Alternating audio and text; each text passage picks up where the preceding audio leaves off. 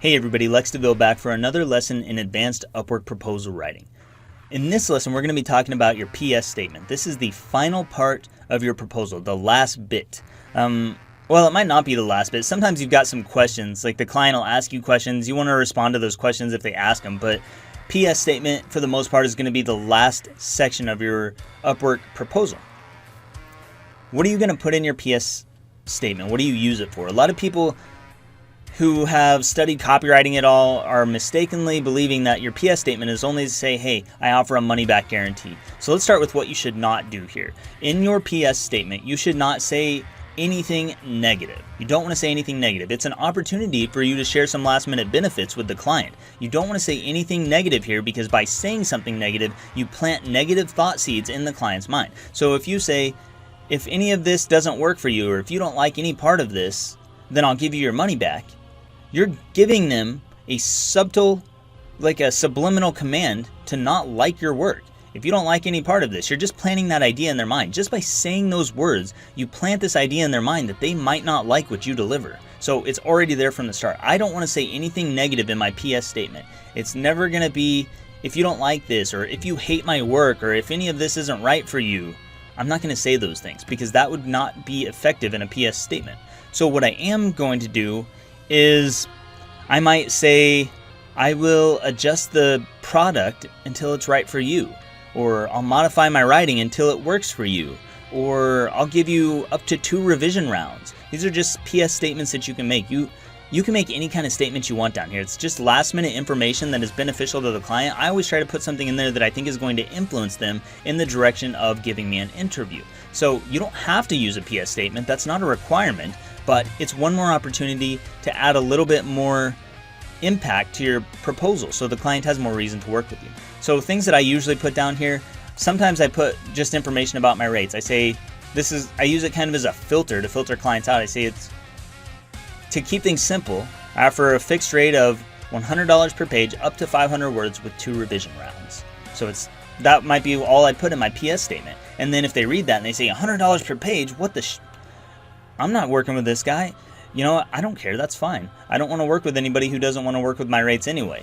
But I don't always put that down there. I just do that sometimes when I think that this person's going to be yanking my chain. But if they accept my rates, then great, we can move forward. If not, it's no problem, and we don't have to move forward. Other things I put down there, I'll talk about my revision round. So I might say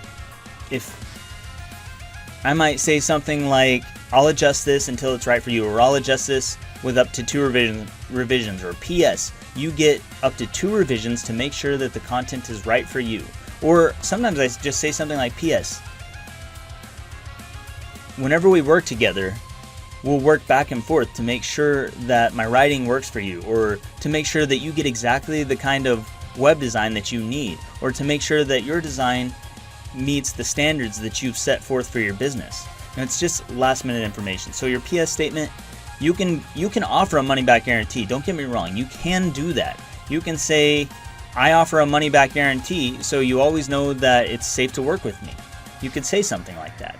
But I don't like to make money-back guarantees. I don't want to guarantee money back and then have to do a whole bunch of work, and then the client decides, hey, I didn't want to spend all that money, so I'm going to ask for my money back. Well, I don't want to give $1,000 back to a client when I've done $1,000 worth of work, just because they didn't want to spend the money. So that could be a problem for me.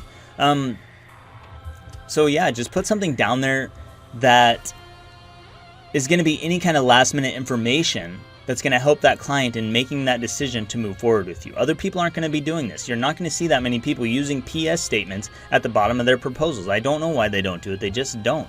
I think mainly it's because a lot of people are either A, using templates, or B, they just don't want to put in the extra effort. But it's really not that much extra effort. It's just one simple line.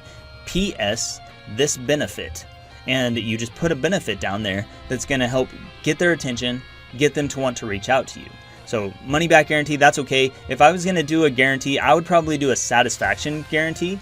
So PS, all of my work is 100% satisfaction guaranteed. I'm not saying that I'll do anything if the client isn't satisfied. I'm not saying I'll do anything, but I'm just saying it's 100% satisfaction guaranteed. It's just a statement to help them feel more comfortable moving forward with you. So that is your PS statement. I hope that helps you in some way.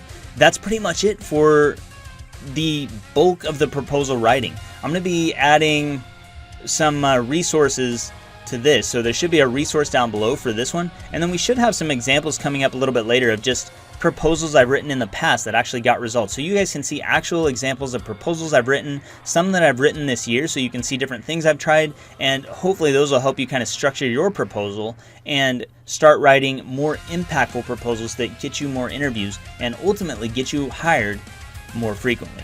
So there's a couple sections left, just a couple before we close it out, but I really do appreciate y'all being with me and sticking with me this far. I know that you're going to do awesome, and if you have any questions, drop them down below, or you can always drop in the free Discord chat with me and hang out there anytime, day or night, except for when I'm sleeping, but there's other people there even when I'm sleeping. So that's all I've got, and I'll see you in the next lesson.